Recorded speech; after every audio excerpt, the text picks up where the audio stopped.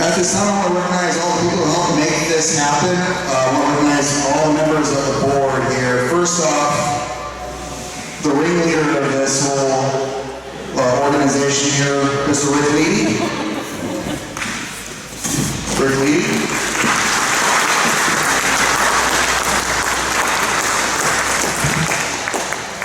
We have Cindy Badgett over here. Help with the auction. Her husband, Randy Badgett, helped with the auction here as well. Mr. Glenn Walker.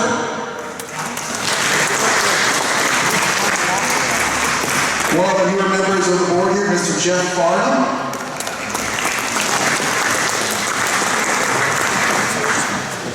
John Dickinson.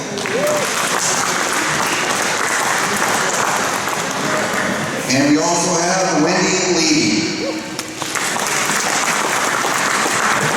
And unfortunately not here to join us today because of illness here, Bruce Waters as well.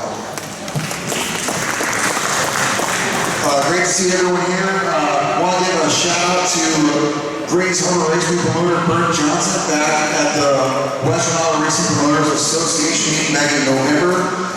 Grace Harbor Raceway received the Reg Bigley First Class Promotion Award last year for the Timber Cup Mark Spring Car Race. So congratulations to Grace Harbor Raceway Bert Johnson for the top promotion of the year award. Jay Cole, where are you? I think we need like 3 hands now or something to count how many track championships he won. Congrats. I think we all agree one day his name is going to be up here as well. I think we all agree on that. Jay, congratulations, and congrats to all of our track champions this year as well. My name is Andrew Kunis, and I'm honored to be asked to MC this event again. But first up, we're going to have our guest speaker come out. He's been a super fan of racing for years and years. Had a very popular podcast. Travel all around, talk with some of the biggest names in dirt track racing, and he's been announcing the races here at Grace Harbor Racing now. Please welcome to the stage, Mr. Shaun Hulbert.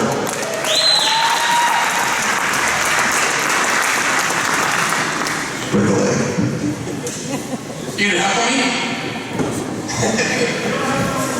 Alright, my name is Shaun Hulbert. I'm sure most of you know who I am. I was born in Seattle, Washington, and racing was, my dad was a big hydroplane racing person. That's what he really loved. So, besides like NASCAR, like Daytona 500, Indy 500, I wasn't really grown up around racing, except I was in a crib at Green Lake watching hydroplanes. So that's kind of where I grew up in racing.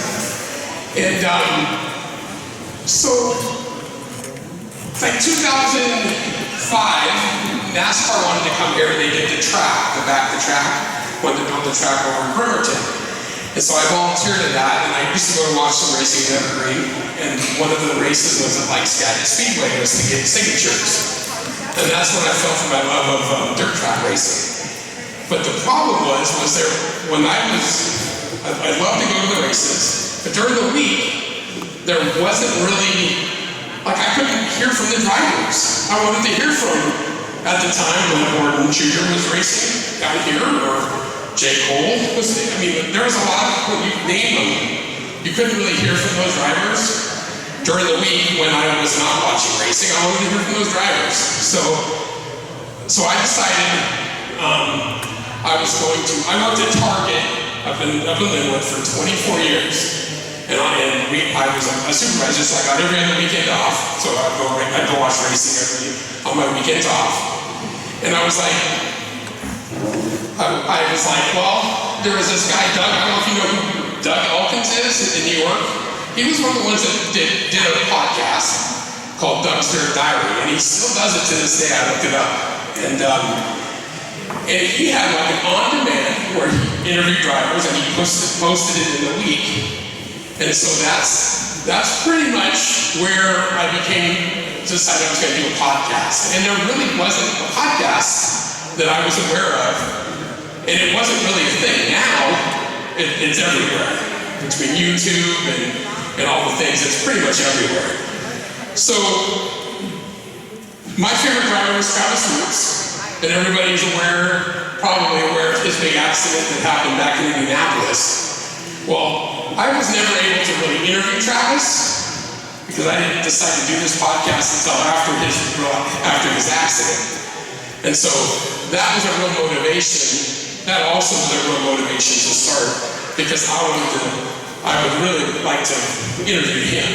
So every time I get to interview a driver, like every time I get to talk to J. Cole or any of the drivers, it is such an honor to be able to talk to those drivers. So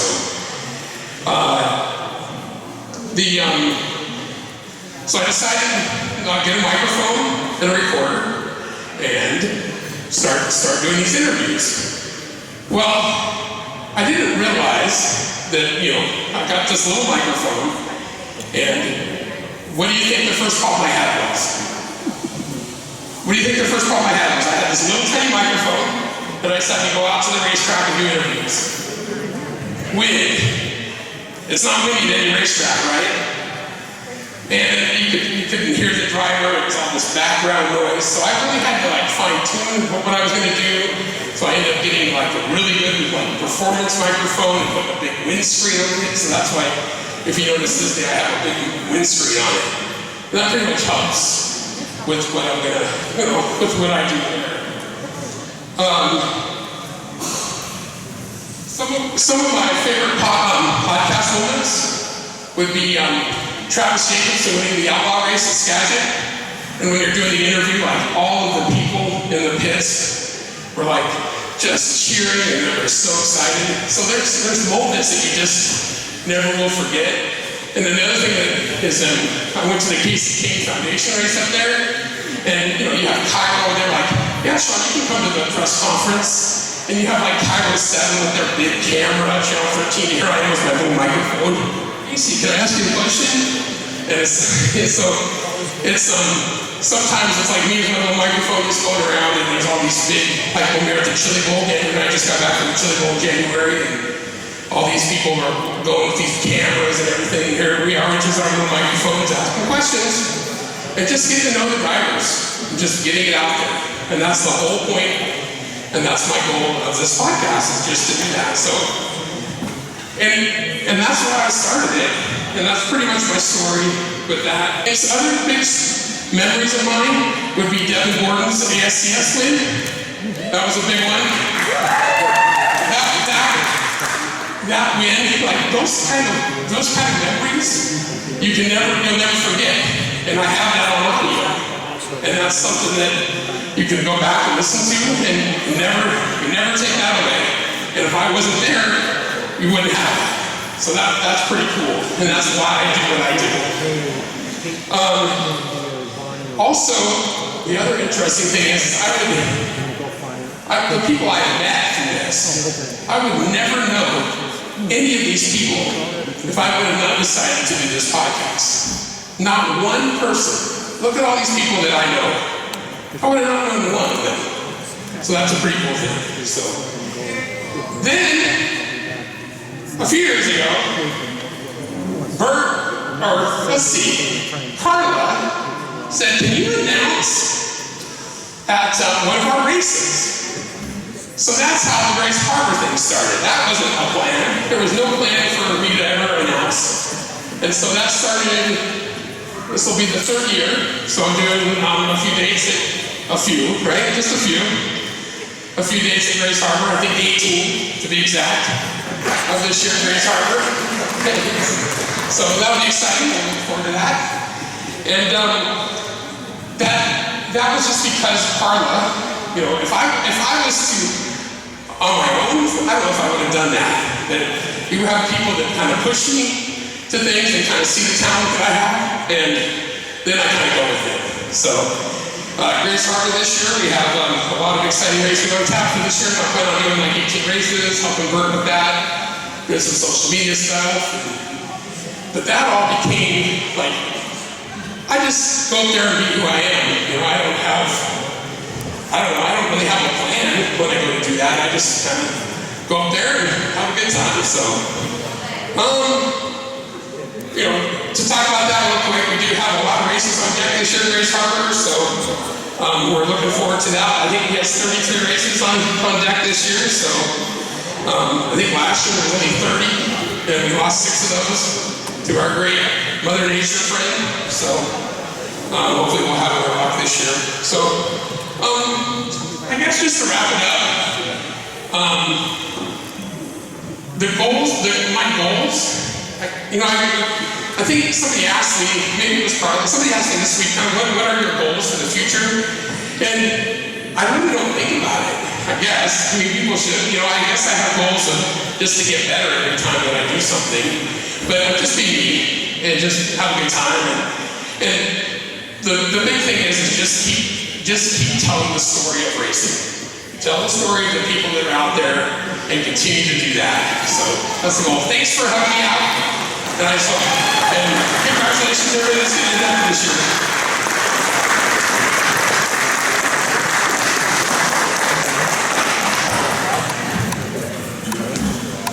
Thank you, Shaun. And Shaun is correct here. Keep telling the story. That's what the announcers, writers, and now podcasters are doing. You see podcasts everywhere now. It's not just Dale Earnhardt Jr. as great as his podcast is. They tell a story and he brings so much out there for everyone to see and hear. And Shaun, you're doing a great job. Keep it up. You're not getting it.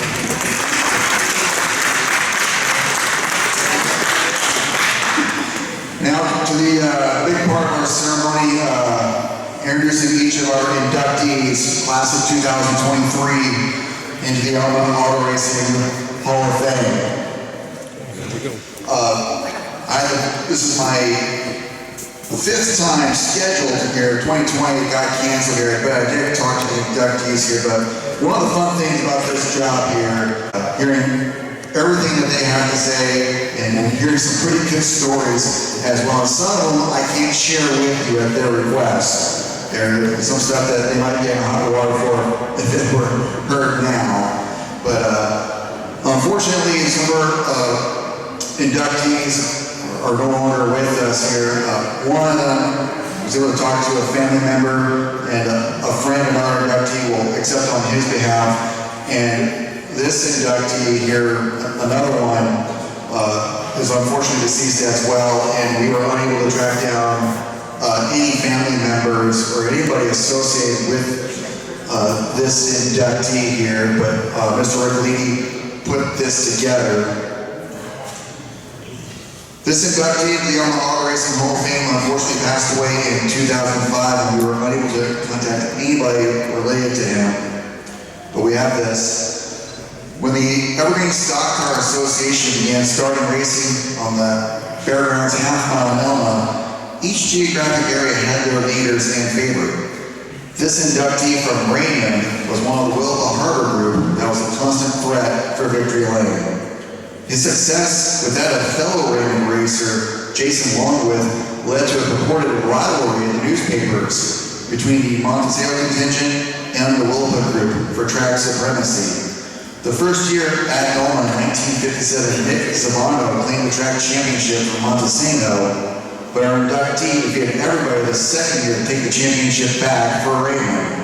The rivalry continued into the 1959 season as the Raymond driver picked up 2 early season victories and seemed poised to hold on to the track championship.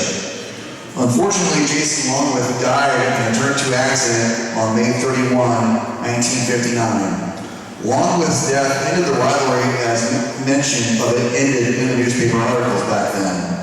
The win also seemed to be taken out of the Wilba Harbor racers as their names showed less often in the results that were found. This inductee, by all accounts, quit racing in 1959. He had a short but illustrious career, helping raise the bar for all racers and bringing racing onto the sports pages of local newspapers. His victories on the track, his championship, and off-track dealings with the press, and his very important part in the history of auto racing at the Raceway Fairgrounds, making a deserving inductee. If you all please join me in welcoming posthumously into the Elma Auto Racing Hall of Fame, Bill Korevaar. And accepting on his behalf, he will be with you.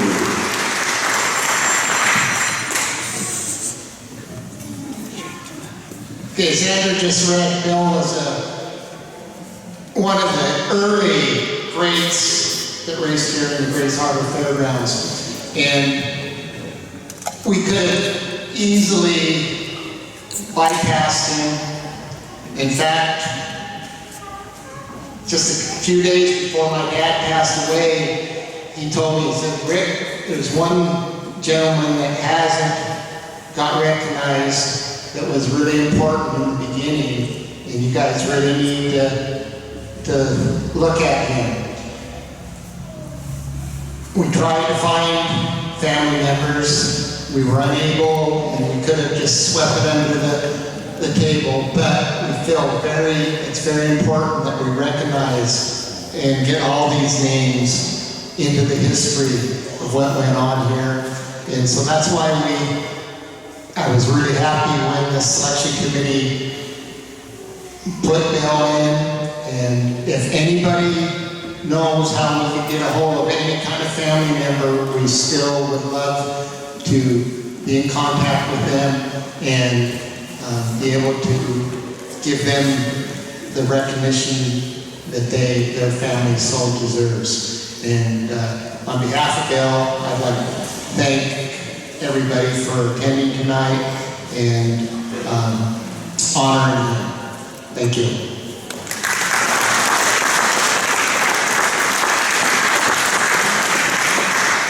And that's another one of the great things about this organization.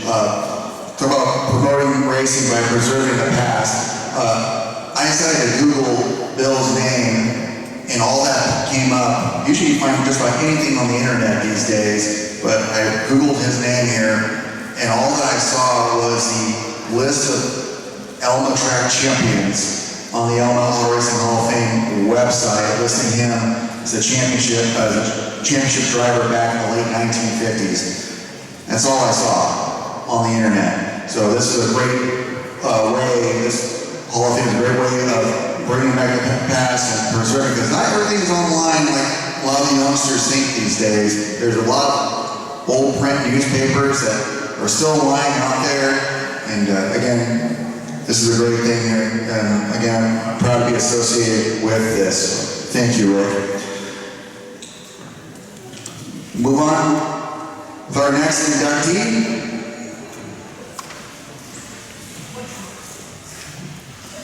This next inductee, he's going in for his work behind the scenes, working as a crew member, and later an official.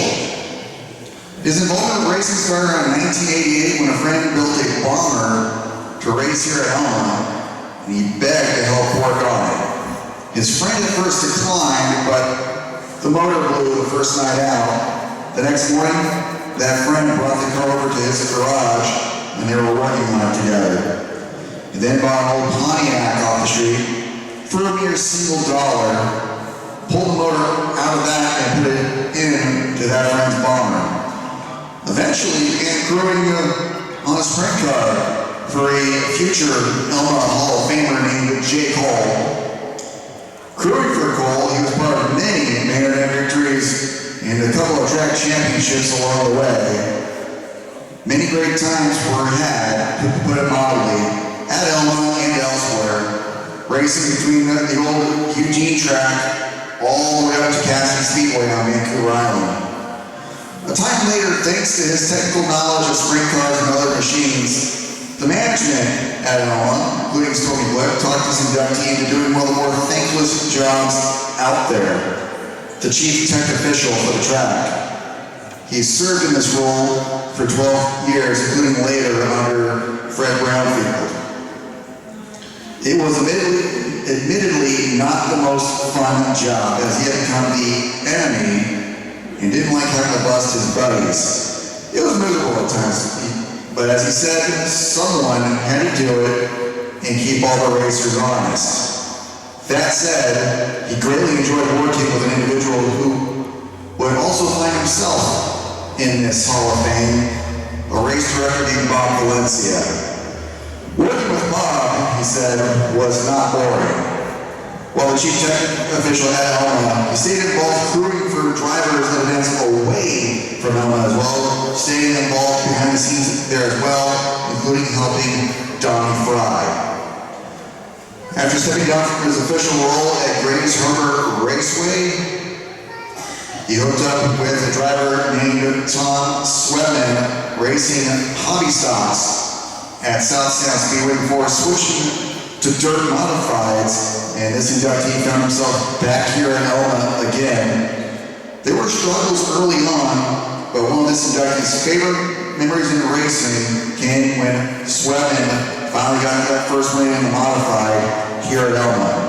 What followed was a great run of success that saw several victories and at one point 3 consecutive drag championships, helping cement Tom Swedman's place in the Elma Auto Racing Hall of Fame. Now, thanks to his own efforts behind the scenes, he has cemented his own place here. Everyone, please join me in welcoming to the Elma Auto Racing Hall of Fame, Matt Bell.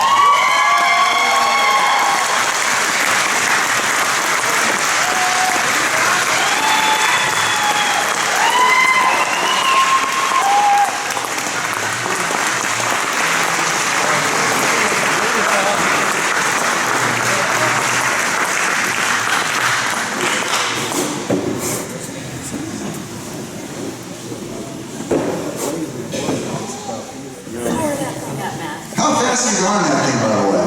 32 miles an hour. 32 miles an hour, he says.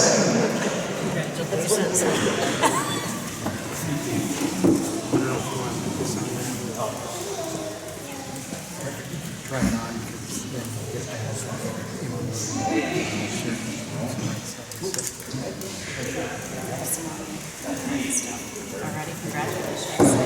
Matt, come on over. It's your turn to talk. You gotta talk.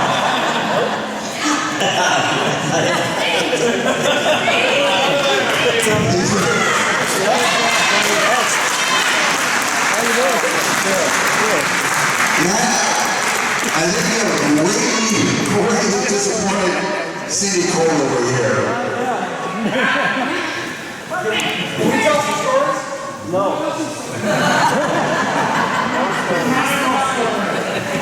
What about the Chico stories, Bill? No. Knowing Matt, having seen him there before, and knowing who he's associated with over here, I would not be surprised if he was going to be bowling out later. So go find him, we'll bug him for some stories there later. I need to get a couple drinks in here, but we'll get some stories out of him.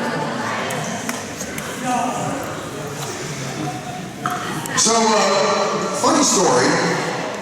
I took a weekend back in February to sit down at my desk at home and just one by one call each of the inductees and hope I would get through to them. Some of them I did that day, others called back later.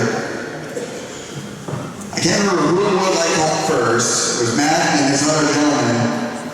They were at the same swap meet I believe it was in Puyallup, and one said to the other, I think you're getting a phone call here in a few minutes. Sure enough, phone call came to this gentleman here. Our next involvement, or inductee, has an involvement in racing going back 50 years, continuing to this day. He was a driver, a crew member, and even a car owner. He grew up watching races at the old Elma half mile, watching the likes of George Wixon and Glenn Walker wheeling their machines. And he remembers watching Glenn Walker do a 360 spin and a win on a race one day.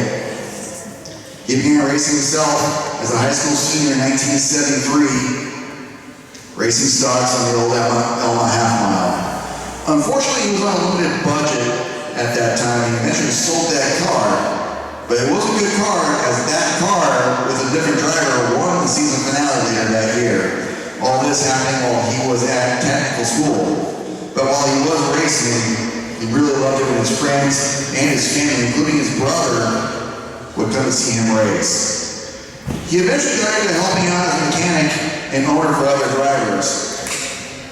After the late Fred Brownfield took over the reins as promoter at Raceway, he decided it was time to make dirt modifieds a regular class at the Elma track, introducing in 1998 the first track champion being crowned in 1999. Our inductee decided it was a good idea to field a dirt modified, and he brought a former three-time Superstock track champion to drive his car, a future Elma Hall of Famer named Dan West Jr. That 1999 season, they won the inaugural modified track championship at Elma. He later went asphalt racing and hooked up as a crew member with another driver who one day ended up in the Elma Hall of Fame himself, Tom Sweatman. They went asphalt late model racing and found success, winning several major races and titles together in local competition and on the Northwest Late Model Tour. Then with Sweatman, he went back to dirt modifieds, racing mostly at Elma, and along with Bell, all they did was win a bunch of races and multiple track championships, 3 in a row between 2016 and 2018. In helping Sweatman again secure his place in the Hall of Fame as well. The two are still together, again doing some asphalt racing, recently winning a late model championship at South Sound Speedway. This man has worn many hats, but he has made his mark on Elma in multiple roles. Please join me in welcoming to the Elma Auto Racing Hall of Fame, Neil Derline.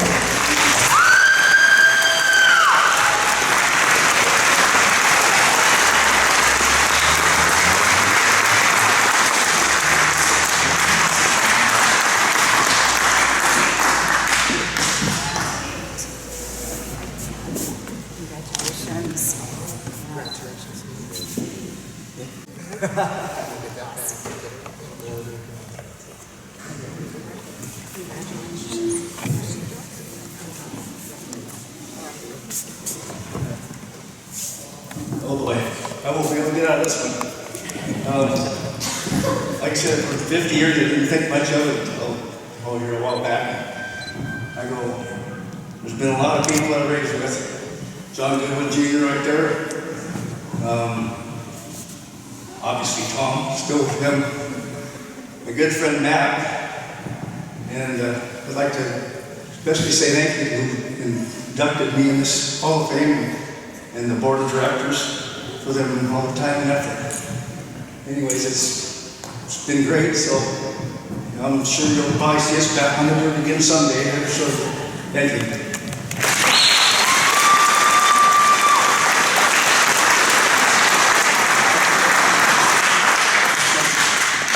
Congrats, Neil. Hi, Tom. You made it. Good night for you. Two of your crew members joining you. And congrats on your recent track title at South Sound as well.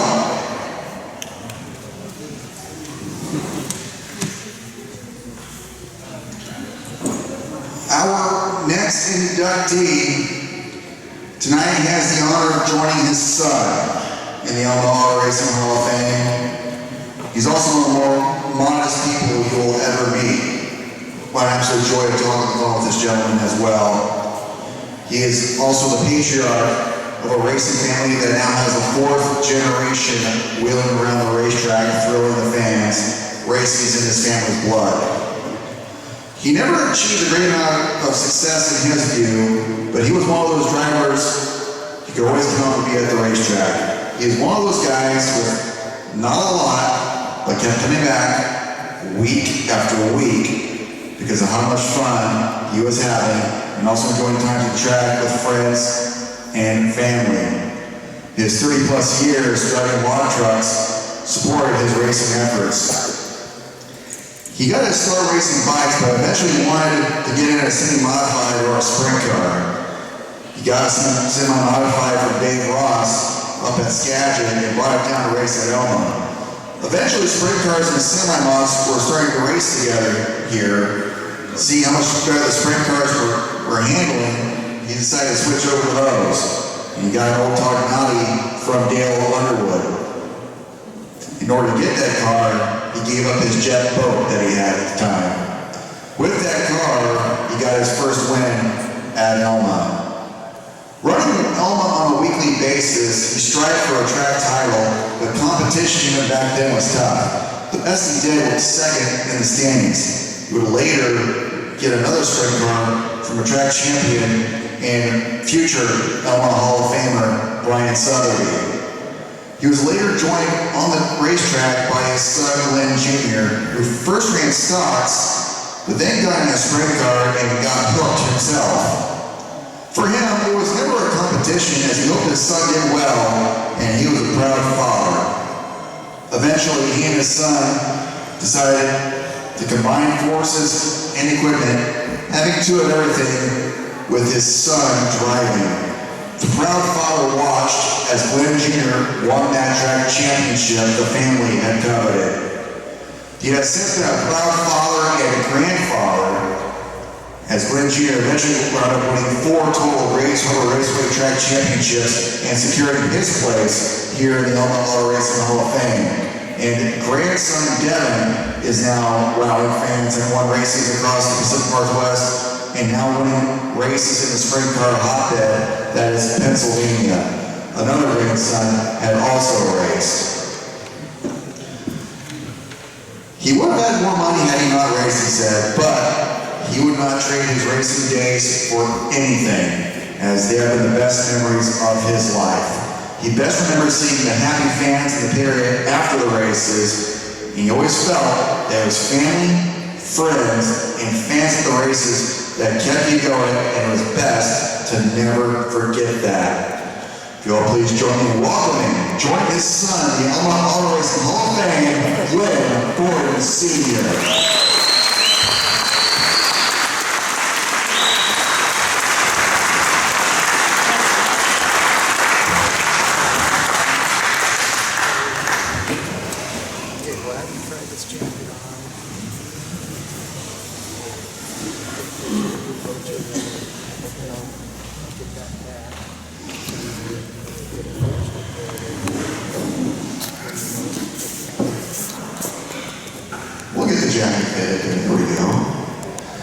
By the way, a special night for the Borden family. They were watching a particular race on a cell phone.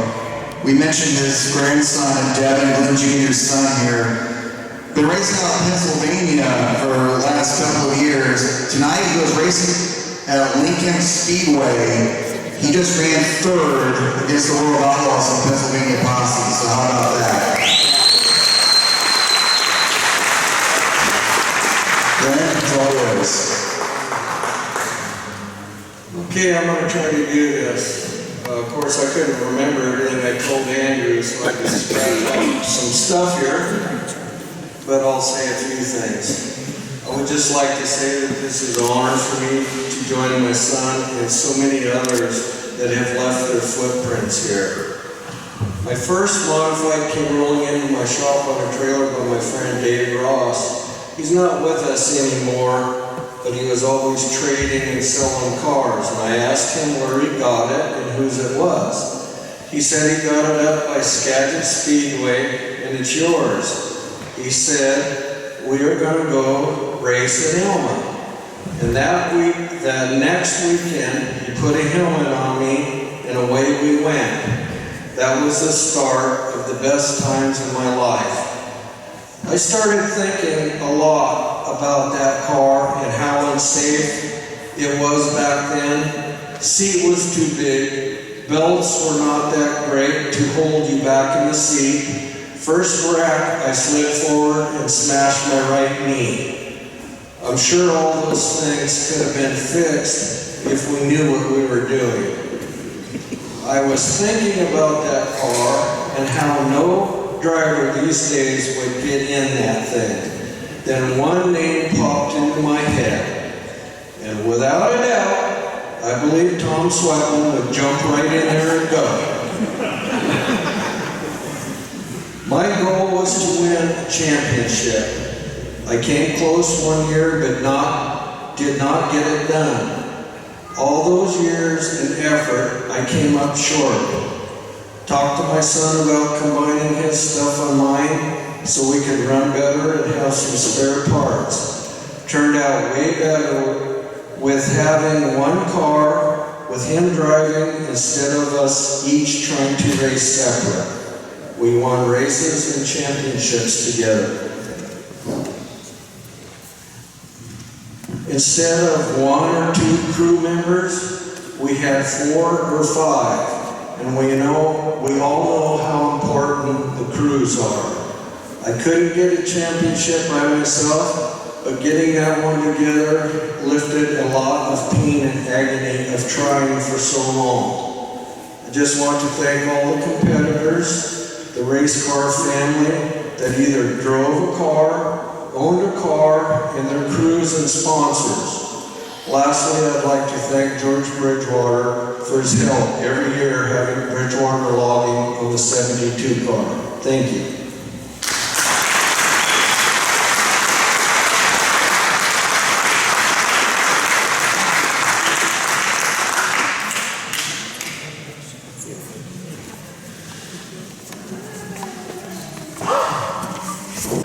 This next inductee, this is admittedly the shortest of my intros here, but this gentleman had a huge role in the history of racing here in Elma. Did some drag racing, had some relatives who raced here at Elma, but wasn't around here all that much, but this gentleman played a major role in the history of this place. After the removal of the old half-mile track after 1979, this gentleman was among the individuals who built the 3/10 mile track that began racing in 1981. He was first approached by the County Fair Board representatives to build a horse track at the Raceway County Fairgrounds. Brought out all his equipment and some help, donated his time, brought a scraper out and cleared out some land, only to learn that it was in the wrong area, so he cleared out another area at the fairgrounds for the horse track. Shortly after that, he was then approached by Jimmy Stearns and Teddy Stearns about building a new race car track at the fairgrounds to replace that old half mile that was no longer there. He agreed to do so, and again brought all of his own equipment, including a dozer, a grader, dump trucks, and proceeded to bring in a lot of dirt and materials to build the track. The original hope was to open it for the 1980 County Fair, but it was found that the project could not be completed by then, so the new track was instead ready to begin racing in 1981. Even after the track was completed, he had not seen much racing there. That said, he said he was proud to see that the track he built, while since enlarged from a massive 2004 remodel of the facility, has endured and simply has become one of the best known dirt tracks on the West Coast. While not a regular racing participant in Elma, he played a crucial role in keeping racing going in Elma. If y'all please join me in welcoming to the Elma Auto Racing Hall of Fame, Fred Ortquist.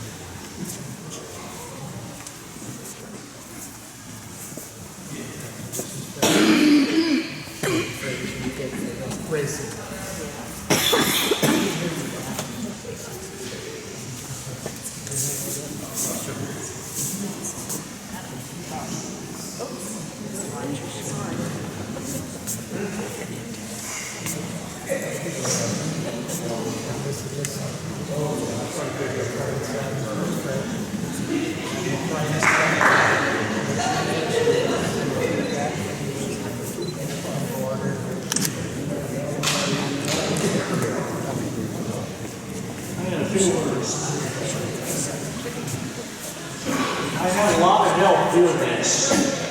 Got to get Walt Tallis and Ed Riley help me. Fred Richard called me on a Friday night and asked if I could bring my earth mover up here and build him a horse track. And I got Walt and Ed to flat my big scraper, a Euclid scraper with 3 inches, 2 bowls, moved 40 yards in the pass. We moved it in here. We started the first weekend, and we took all the dirt, and we moved it down to where the old stadium used to be, on the west end. And the following weekend, I was getting the scraper ready to tell them, and the county engineer come in and threw a Rengen pin. No, we didn't want it there. We wanted to put it on the other side, on the north side. I said, you don't realize when I move virgin dirt with a scraper, it picks it up good, but the second time it's all fluff and I just push it around. So we had to move it, bring a Dean in to help me load it, push it.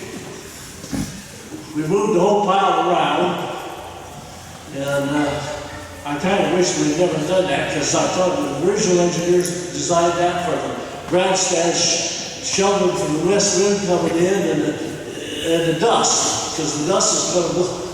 But now you sit in there and you look into the sun and you eat the dust. But Walt Callison, I sent him to get fuel. He went and filled my pickup up with, I got a 300-pound tank in the back of the pickup, and I burned 100 a day, that's scraper. And he bought and paid for my fuel, Walt Callison. And then right for Easter time and everything. So I got a lot, I owe Walt Callison a lot. But thank you people very much.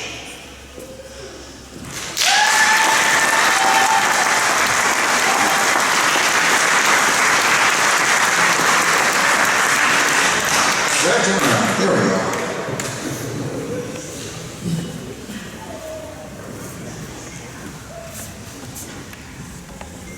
And someone you don't get to talk to very often, some of these tracks have been around here, the people who built the place. That is very neat there. Fred, thank you so much for your contribution to racing here.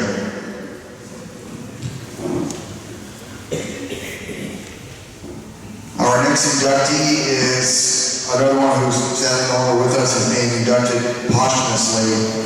He passed away in 1986 at the young age of 34.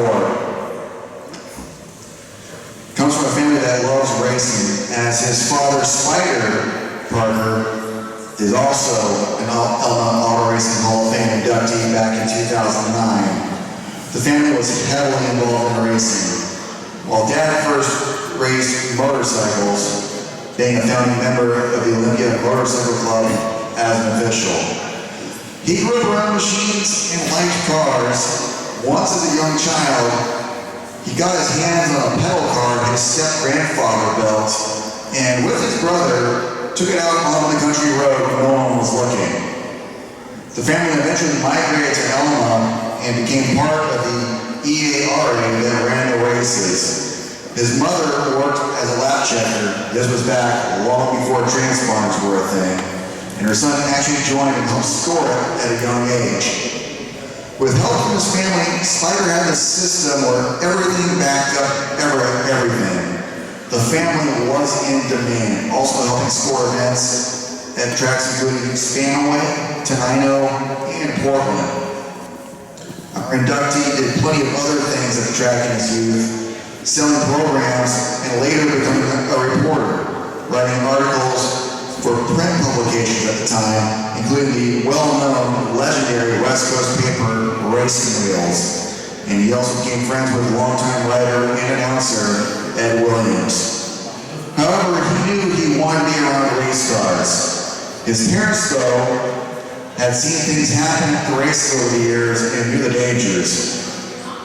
It was against their wishes, but as soon as he was old enough, he began building and crewing on cars.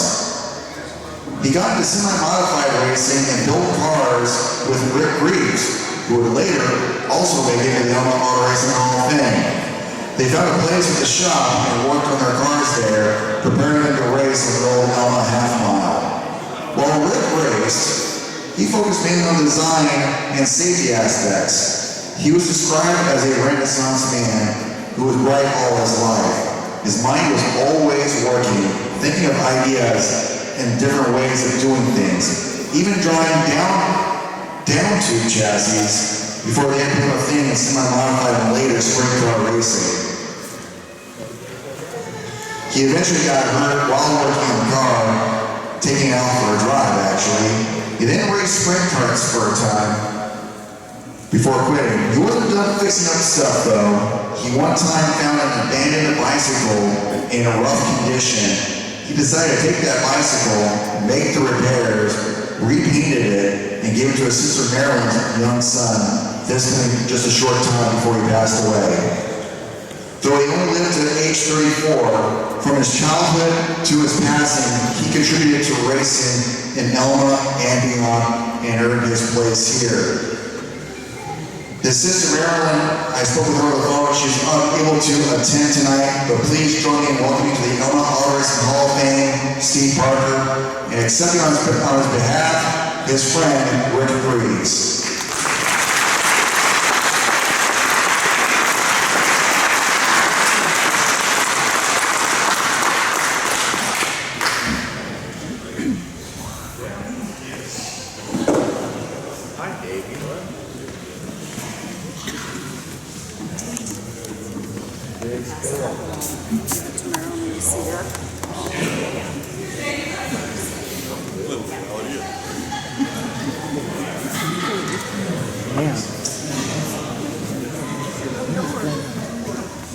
Well, I didn't think I'd be here tonight. I got a call from Marilyn early this morning, or a text, and she was diagnosed with some very serious anemia disease. And we looked it up for us,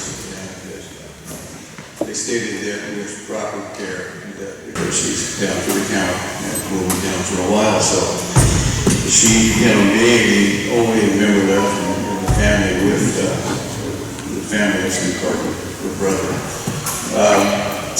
she contacted me and asked me if I could come here tonight and receive the award from Steve. I told her, you know what, I'd be honored. I said, Steve and I were like brothers for all the years we've been around together and all the stuff that we did at the racing, right up to the end. I did the checkered flag last year for me, and I would call there, and I said, I can't think of any better way to honor him. It took him a while to get here, but we got it.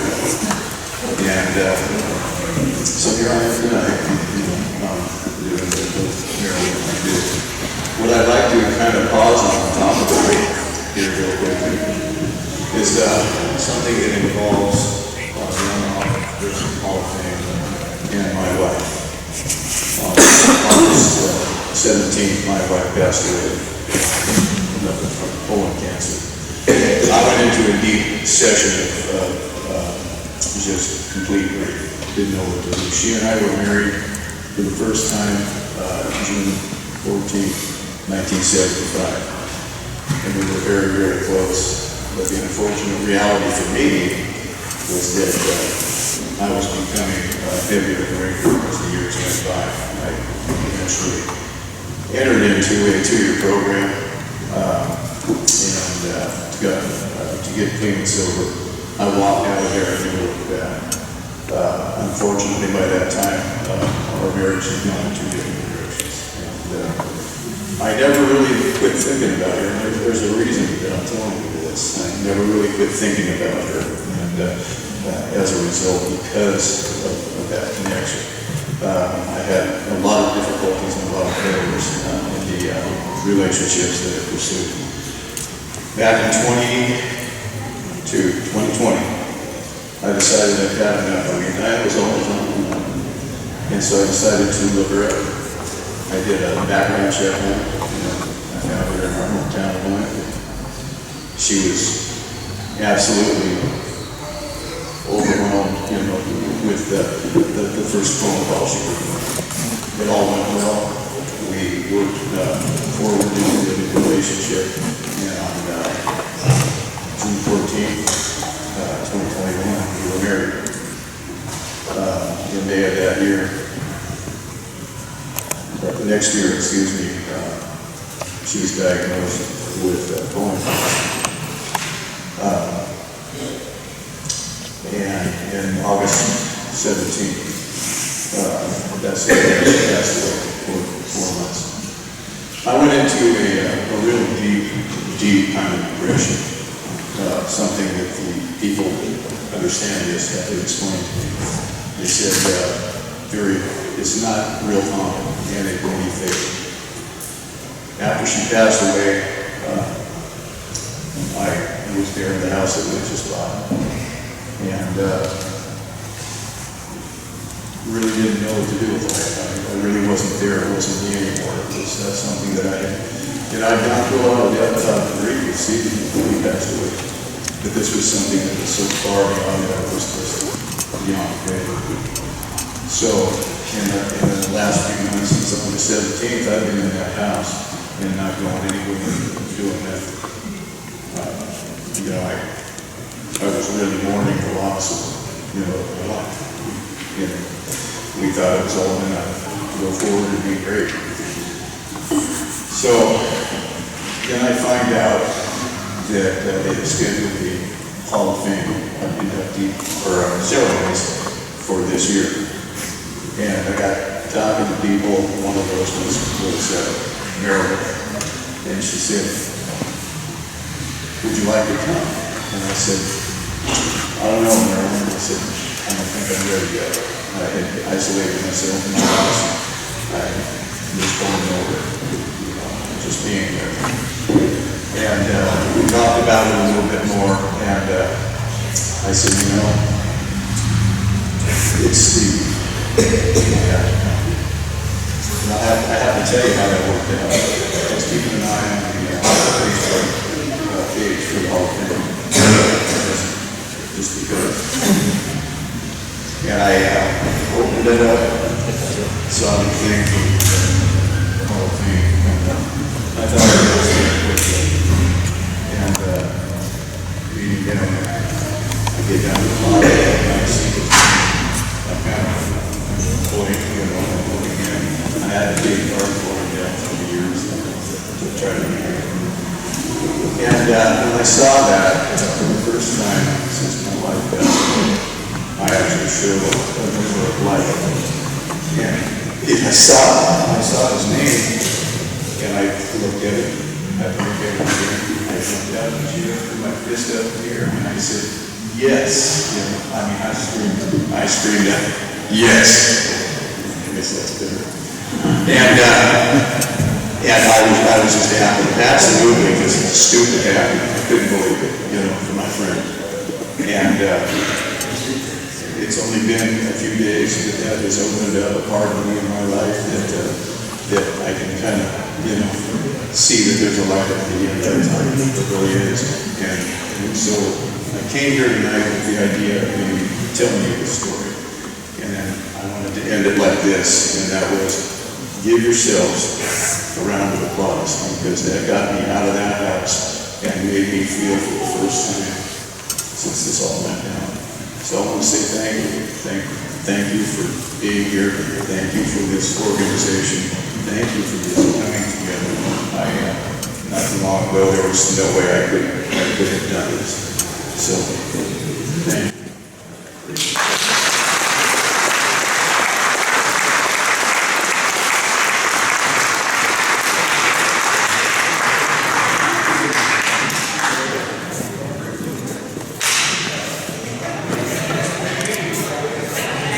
Thank you, Rick. And we will get that to Steve's sister, Mara. Mara was supposed to accept, but again, she's ill. He couldn't make it here, so Rick, who worked with Steve here, accepting on his behalf. Thank you very much, Rick. Our next inductee here gets to join his father, Jim Sr., in the Elma Racing Hall of Fame.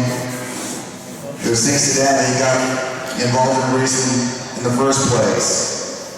Running dirt bikes as a kid, and then getting into full-size dirt cars in Elma right out of high school in 1985. He first ran his dad's former backup car, an old Dodge, in the bomber division that later became the hobby stock division at the Elma dirt track.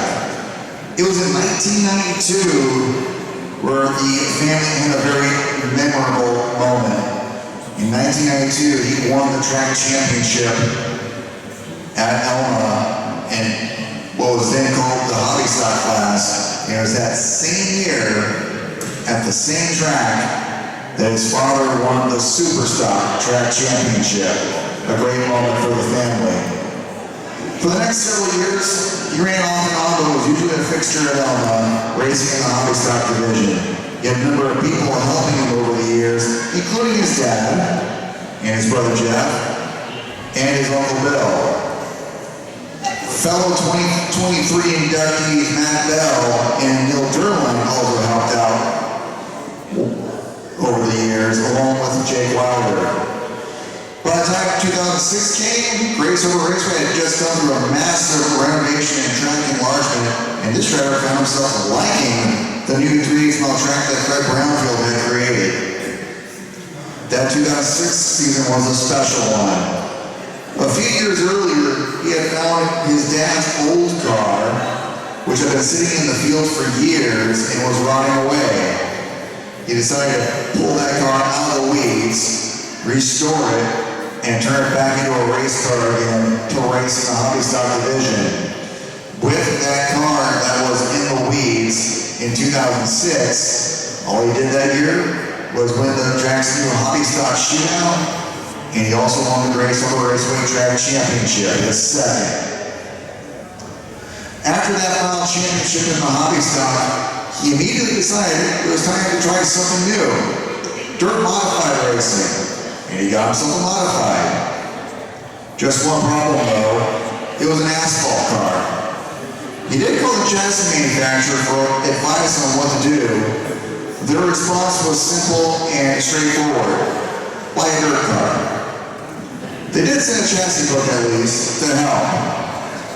He decided to give it a whirl, but found it to be a huge adjustment, not knowing what to do or what to change for setups. And the frame being meant for asphalt didn't help much either. And he said it was a weird feeling having to lift the left front wheel off the ground also. What did he do during that first 2007 season with that asphalt car on the dirt? He finished second in the point standings at Raceway, earning Class Rookie of the Year honors, and he also made the main event at the Northwest Modified Nationals in an asphalt car. After more than 25 years in racing, he finally hung up the helmet and fire suit after 2011, eventually selling his equipment to his nephew.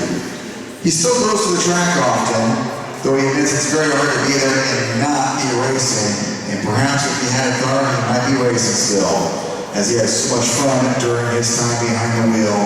And he said he really enjoyed racing with some of the Elma greats, including Joe German, Scott Miller, Terry Bauer, and Brandon Daniel, one of the many drivers who have left their mark here. And this driver has left his mark on Elma also, joining the Elma Auto Racing Hall of Fame and joining his father, Jim Oien Jr.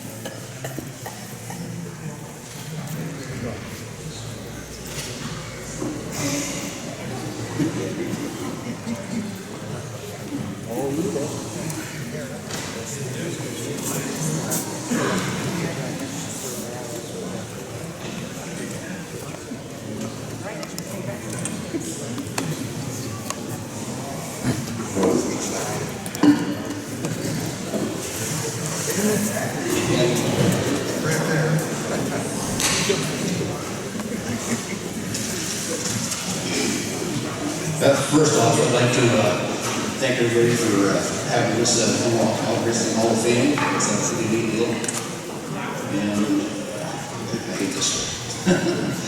I'd like to thank all my sponsors, Ed and Gene Comfort, South Game Club, CB Logging, Don Norman, DVO Truck Parts, DVO Jungle, Z&D Cedar, Jack Field Logging, Century 21 Gateway, Rusty Tractor, D&D Dino, Gordon Select Market, Baby Building Materials, Westside Funeral Chapels, Sargo Trucking, Frank Wilbur, Bean, Double Lanes, J&M Forestry, Jelly Distributing, Tracy Travers Photography, Auto Number 1, Calling Western Trucking, A&B Cold Calling, Western Sports Unlimited, Outlet Hauling, Mike's Market. If they're gonna thank Mom and Dad, Ed and Jean again, Uncle Bill, and Chris, Uncle Bob, and Jackie, Matt Bill, thank you for all your help. Neil Derline, thank you for all the dinos. Brother Jeff, Craig Erickson, Buck Wilder, and Jason Wilder, and Bill Williams for helping. And thank you, Matt, for building some elevation motors, along with Jake Wilder and Carl Davidson Racing. I think that's about it. Thank you.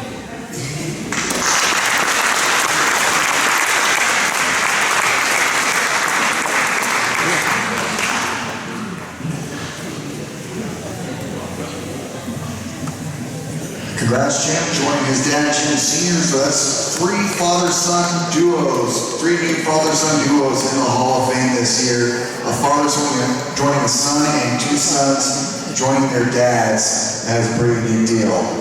We do have one more inductee, but just a reminder, don't leave right away after our last inductee. We do have 2 awards to give away, and we'll turn that over to Rick Lee for that, our Brownfield and Spoon Awards.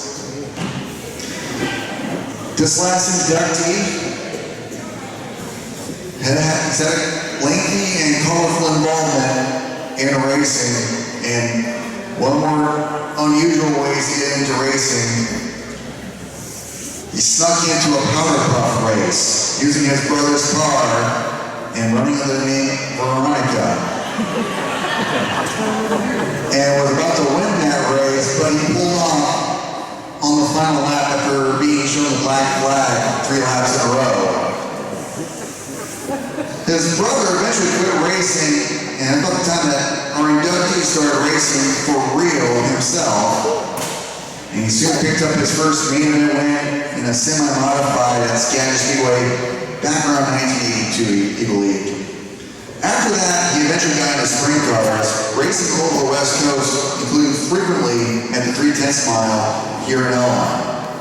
His first time racing at Elma, his car at the time was not quite lined up with Elma's rules at the time, but he took advantage of the track's one race rule at that time.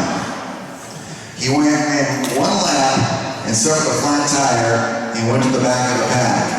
He proceeded to pass everyone and get back to the front before the car suddenly went into neutral and ended his bid at a win.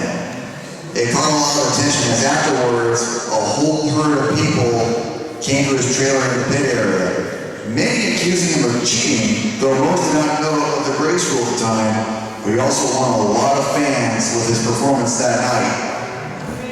He was never known for running around the bottom of the track as most did back then, as he preferred to be a fence runner, as he called it, and had earned a reputation as such as few others ventured up there, one of them being Don Spoon. He would refer to that top lane as the carpool lane. Being known for that exciting style of driving, when he decided to start running Raceway on a regular basis, it did catch the attention of Fred Brownfield, who had recently begun promoting the track. And Brownfield asked if he could advertise him for the races. He eventually took a brief break in 1999 as he needed to focus on his regular business for a bit, but eventually resumed the racing, doing so until 2004. With his aggressive, exciting style of driving, he naturally had his share of big crashes and torn up equipment. He joked that he could buy a small city with the money he spent on race car parts. The time also came when he decided he couldn't afford to get, but he wanted to stay involved in racing. In 2005, he went into car owner mode and immediately found success, winning the Great River Raceway Track Championship that year, with the driver who may eventually find himself in this Hall of Fame also, Randy Van Acton. He then gave a really young kid a chance to put in the race car, and they found success together as well, winning several races. Today, he's one of the most intense and popular sprint car racers out there, J.J. Hickle. He fielded cars until 2015 when he sold his equipment and had gone on a bit of a hiatus as an owner, but he has stayed involved. In 2018, his longtime friend, a National Sprint Car Hall of Fame inductee named Brent Kading, contacted him about building a car together. Originally meant for Casey Kane to drive in a number of special events. However, Kane was unable to do that, and it was Brent's son, Bud Kane, who started driving that car. He's driven it since, winning several races. He also helped out Matt Covington, who, by the way, won the Fred Brownfield Classic here at Elma in 2019. He has also been a quiet supporter behind the scenes. Years back, you noticed that as cars were getting faster and more crashes and fires were happening, the track safety crew was seeing a lot more action. Using his own funds, he bought fire suits for the entire safety crew at Raceway. His purpose was to remain anonymous as he does not consider himself a glory guy, but he was outed, and one by one, the safety crew members all approached and thanked him for his donation in the new fire suits. When his contributions are mentioned, he is usually referred to as loose change or missile motorsports. So, a full, colorful career in motorsports as a driver, owner, and behind-the-scenes helper. Please join me in welcoming to the Elma Auto Racing Hall of Fame, Vern Rengen.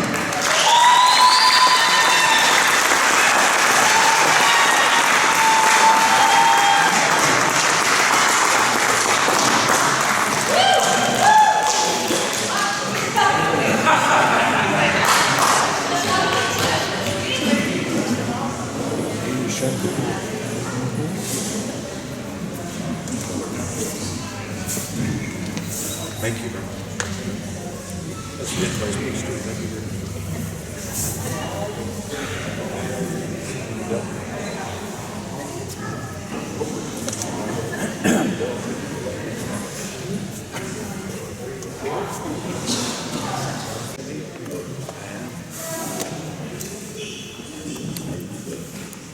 It's your turn to talk. Excuse me.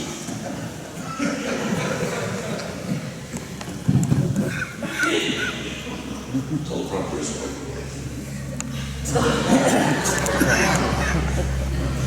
First of all, thank you all. And it is an honor to be among the rest of the inductees. It's pretty simple. Racing's been my passion all my life. I've enjoyed it. Had a lot of fun at it. The biggest thing I learned about racing as years go on was, yeah, you want to win the race, you do your best, but at the end of the day, it's the people you meet, the friends you make, and the acquaintances. I've got a lot of good people who've been around me all my life that met a lot of new friends through it all. Trev Wilson became a really good friend of mine. Jake Cole, guys that helped us, Gary Harner, Bruce, Waters. And the one guy that kept pushing on me all the time, maybe we should start doing something again when I kind of quit racing. And I never figured it out for the longest time, but I finally realized that John Dickinson was an addict. And honestly, the addict part wasn't bad, but it was the withdrawal he was going through from the UPS truck and the FedEx truck not showing up at his house. So, he's since got better, but he's doing okay. Aren't you, John? Yeah. So another, well, 2008 I lost my brother. For a guy came into my life that took his place. He became like my best friend. 6 years. It's your dad, Jason. Great player. So, thank you. Appreciate everything. Thank you very much.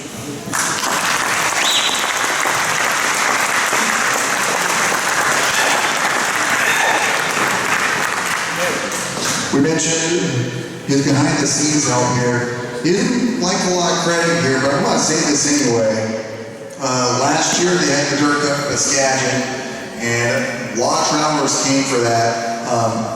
He's able to do it because he's got his own business here, but threw out some tow money for all the visitors from out of state. They only told $10,000. We're coming from loose change here. Yeah, that's the kind of guy behind the scenes that Vern Rengen is.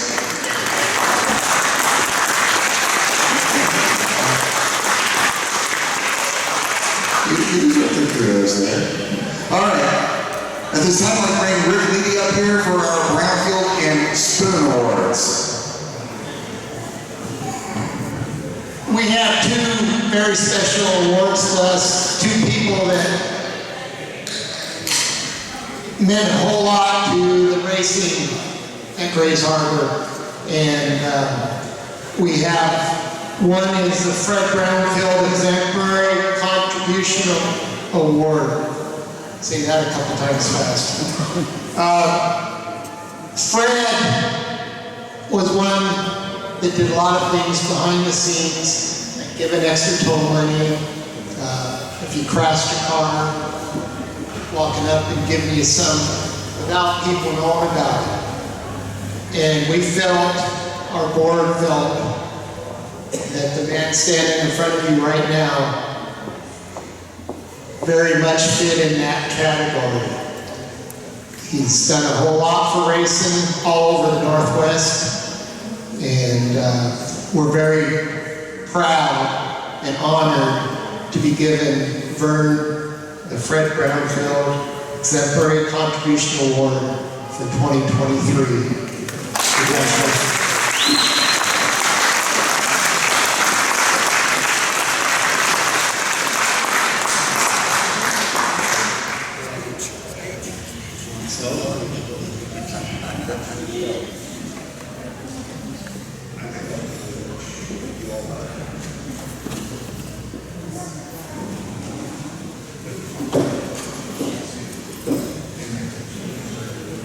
Our second award goes back to a man that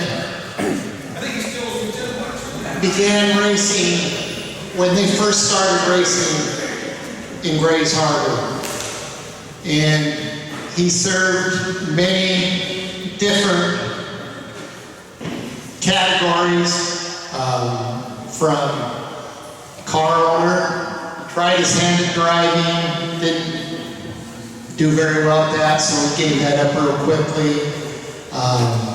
He was a club officer for the Old Evergreen Auto Racing Association, and he promoted the track. He's another one that did a lot of behind the scenes. He was a very good friend of my family, and we've missed him for the last 40 years that he's been gone, but the old Elma, the old Evergreen Auto Racing Association named an award in his behalf, and when we started this Hall of Fame group, we decided to carry the award on. And that's the Larry Spoon Distinguished Service Award. And again, it goes to somebody that did a lot behind the scenes, volunteered a lot of time, was always giving of themselves and asking very little. And this year, even though he's deceased, we'd like to recognize and honor Steve Parker as the Larry Spoon Distinguished Service Award. If you come back up and get Steve's, would you come back up and get Steve's plaque?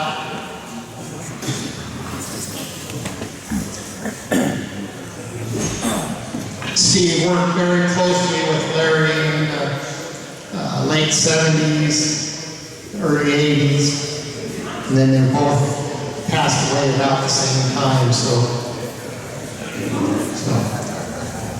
on me, we hope you'll get this to Maryland.